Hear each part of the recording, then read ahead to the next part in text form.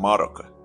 Tā ir valsts Ziemeļāfrikā, kur no ziemeļiem apskalo Vidusjūra un rietumiem Atlantijas okeāns. Sauszeme robežojas ar Alžīriju un Rietumsahāru. Par to, kas tad īsti ir Rietumsahāra, gan ir atsevišķa saruna, bet ne par to šoreiz stāsts. Maroka ir viens no senāk apdzīvotiem reģioniem pasaulē. Tā ir kā vārti uz Āfriku.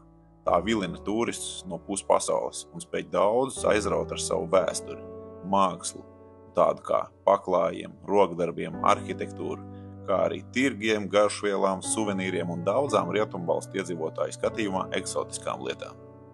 Tiesa, lielākā daļa, tālāk par Fesu vai Marakešu tā arī netiek. Parasti atlido uz starptautisko lidostu, padzīvo pāris dienas un pazūd atpakaļ uz savu komforta zonu. Bet motobraucēji šeit brauc pavisam pēc kā cita.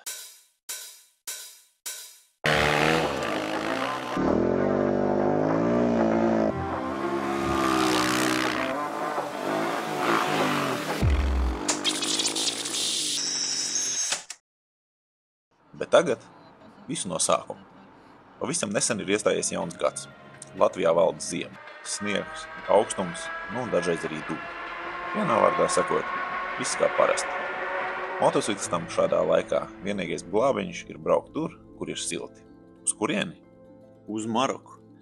Šis gan man nebūs pirmais brauciens uz šo valsti. Marokā pirmo reizi bija jau 2015. gadā, un pēc tam vēl 3 reizes. Piedzīvojumi ir bijuši visādi. Gan traumas, gan aizturēšana un pat tāda kā bēgšana. Ceļu sākam Rīgā un paredzēts nokļūt Spānijā. Tuvākā vieta, kur Spānijā iespējams uzkāpt uz prāmju, ir Barcelonā. Līdz turienei ir nedaudz vairāk kā 3000 km, kas realitātē nozīmē vismaz 3 dienas braukšanas. Sākotnējā plānā gan nāks ieviest korekcijas. Esot vēl Francijā konstatējam, ka burtiski acu priekšā pēdējās biļetes uz prāmju tiek pārdotas. Tā ir maksa, kas jāmaksā, ja nepatīk biļetes internetā laicīgi. Nu neko, nāks pielikt klāt vēl 800 km un gandrīz veselu dienu braukšanas. Tie, kas kaut vai pāris reizes dzīvē ir izbraukuši cauri Polijai, sapratīs, cik aizraujoši ir mērot garu ceļu, kas ved ne tikai cauri Polijai, bet kad jāizbrauc cauri vēl arī Vācijai, Francijai un pašai Spānijai. Ir ko nobraukties. Bet atgriežoties pie lietas. Ja es nonācu Spānijā, tev ir vairākas iespējas, kā nokļūt Marokā. Iespējas gan drīzāk ir jāsauc par variantiem, jo nokļūt tur var tikai ūdeni. Vistuvākā no mūsu puses skatoties ir Barcelonas osta. Tiesa jārēķinās, ka uz kuģi nāksies pavadīt vismaz 40 stundas. Tad nākošais variants ir braukt no Almērijas ostas, ko arī mēs šoreiz izmantojam. Laiks uz prāmju apmēram 7 stundas, tikpat cik braucot no Motrilu ostas. 7 stundas uz prāmju tomēr liekas jēdzīgāk. Pastāv arī iespēja kuģot no Alģerikas ostas, pat taisno uz Tanžermeti. Tādā gadījumā pati kuģošana aizņem vien pāris stundas. Pilnīgs pretstats ir kāpt uz prāmja jau Itālijā, Dženovā. Tad ir jārēķinās, ka šīs pats kuģis pa ceļam piestās arī Barcelonā, un kuģojums ilgs apmēram 60 stundas. Loģiski, ka šo variantu es noteikti neieteiktu. Tagad nedaudz par pašu procesu, kā nokļūt uz kuģi. Pieņemsim, ka es iegādājies biļetes internetā. Vispirms tev jāatrod īstā osta, tad īstā ēka un tajā konkrētā kuģa operatora biļešu tirdzniecības vieta. Pēc dokumentu pārbaudes saņems pašas biļetes. Ar biļetēm rokās jādodas uz iebraukšanu, kur tev, protams, vēlreiz pārbaudīs dokumentus, transportu un, ja viss būs kārtībā, pielaidīs pie uzbraukšanas uz kuģi. Tikko nonākot uz kuģi, tev iedos speciālu veidlapu, kuru tev būs jāizpilda. Kad būs jāizpildījis veidlapu, tev uz kuģi būs jāatrod Marokas policijas pārstāvis. Parasti viņš sēž kādā improvizētā ofisā. Tas var būt gan kādā plašākas telpas stūrī, gan kādā tukšā kuģa telpā. Galdiņš, kaste ar datoru tajā, krēsls pašam policistam un ar to arī ofis gatavs. Parasti uz pieņemšanu ir ļoti gara rinda, jo pilnīgi ikvienam kuģa pasažierim šī procedūra ir obligāta, tāpēc atrast nebūs grūti. Es gatavs atbildēt uz vairākiem jautājumiem. Iesaku, vēl esot Eiropas pusē, noskatīt kādu palikšanas vietas nosaukumu un adresi Marokā. Tā būs jāatzīmē veidlapā. Ja nespēs to nosaukt kā kontroli jautājumu, var sanākt aizķeršanās. Finālā veidlapu no tevis paņems, bet pasē iespiedīs zīmogu. Par moto, auto un visādām muitas lietām domās tad, kad būs jau izkāpis uz Marokas zemes. Tur arī kārtos visas formalitātes. Rindas būs ļoti garas, tāpēc, kas pirmais brauc, tas pirmais rindā. Tur muitas darbinieki pārbaudīs papīrus vai mēģina ievest ko no aizliegtiem priekšmetiem un tam līdzīgi. Ielēs bez pārbaudas, protams, neviens netiek, bet vietējos tur mēdz izkritīt līdz vīlei, burtiskā nozīmē, un tas parasti aizņem ļoti daudz laika. Ja būsi ar motociklu, tad tev ir paveicies. Moci ārā parasti jauku neliek. Salīdzinoši viegli tiks iekšā Āfrikas kontinentā. Vien piebildīšu, ka iekļūšanas pārbaudes ir ziediņi salīdzinot ar to, kā tevi pārbaudīs, kad dosies ārā no Marokas. Esi gatavs, ka kamēr tiksi uz kuģa, tev vajadzēs apmēram 2 stundas laika, lai nokļūtu no pirmās barjeras līdz pašai iebraukšanai kuģī.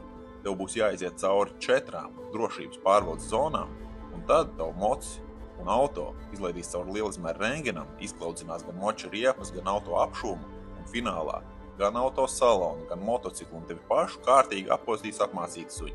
Kāpēc tā tu vaicā? Tas ir tā, tāpēc, ka Marokā audzē ne tikai mandarīnus.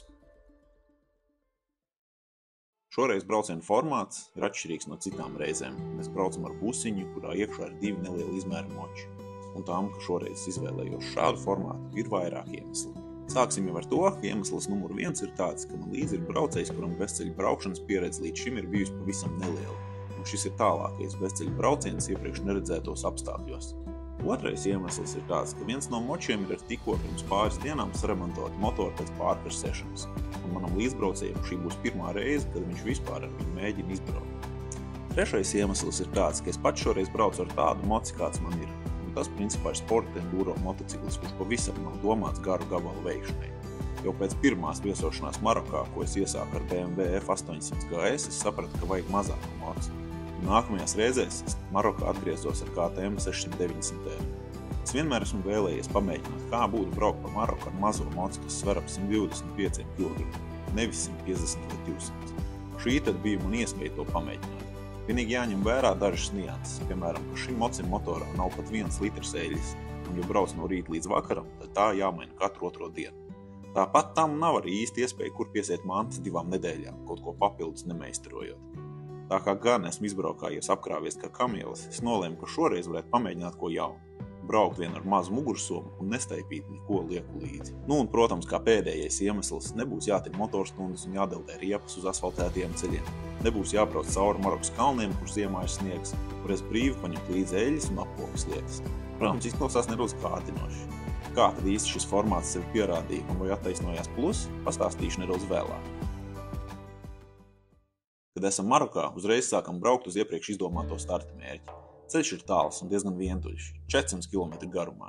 Ja sākumā braucot pāri kalniem vēl ir ko redzēt, tad vēlāk turpinot braukt pa nebeidzamu akmeņainu tuksnesi bez neviena ciema pa ceļam, tiesko interesanti nav. Kāpēc mēs dodamies uz Boarfu? Es vēlējos doties pa pēdām un apskatīt veco Transsaharas dzelzceļu, kuru pabeidz būvēt tālajā 1931. gadā. Šur tur sliedas vēl saglabājušās, bet kaut kur knapi saskatāmas. Katrā ziņā man tas liekas interesanti. Tiesa, braukt pa 100 gadus vecā dzelzceļa pēdām nav gluži tas pats, kas braukt pa bijušo dzelzceļu Rīga-Ērgļa posmu un dažkārt nākas kārtīgi pakritīties pa akmeņiem. Šis tad mums ir tāds kārtīgs iesildīšanās brauciens, gan mocim, gan pašiem braucējiem. Visu dienu tā arī pavadām, sekojot dzelzceļa pēdām. Mans līdzbraucējs dabū ne pa jokam iespringt, gan akmeņos, gan arī smiltīs. Kad esam iesildījušies Boarfas apkārtnē un pārbaudījuši gan sevi, gan motociklus, nākamajā dienā nolēmjam doties tālāk. Bet te mēs arī saskaramies ar braucienu formātu mīnusu. Tas, ka busiņš ir labs palīgs veikt garus garlaicīgus tranzīta gabalus, nav noliedzams, bet tas, ka mēs nevaram to atstāt un vienkārši doties tālāk ar močiem, ir liels mīnus. Ja nebūtu busiņš, kurš mums jāvadā līdzi, tad mēs noteikti izvēlētos veikt 90% bezceļu braucienu par Alžīrijas robežu uz Merzugu. Tas ir ļoti skaists maršruts, vairāk nekā 260 km garumā, pa ļoti nomaļām vietām. Daļēji to veids iepriekšējā reizē, kad biju Marokā. Bet jaunie apstākļi mūs piebremzē veikt šādu ieceļu. Tā vietā nolēmjam ielūkoties vietā, kur iepriekš nav būts, un izmest kādu loku pa takām, kur nav braukts. Kamēr nonākam starta vietā, nav vairs pats rīts, bet aizbraucam.